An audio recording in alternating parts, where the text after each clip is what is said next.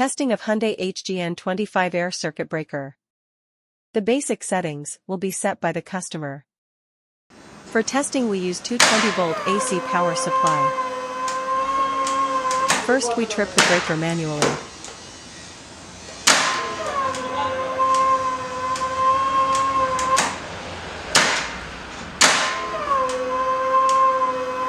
Then we trip the breaker with the help of the UVT.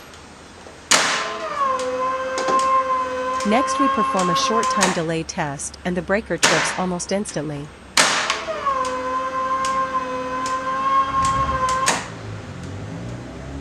And lastly we perform a long time delay test and after about 15 minutes the breaker trips.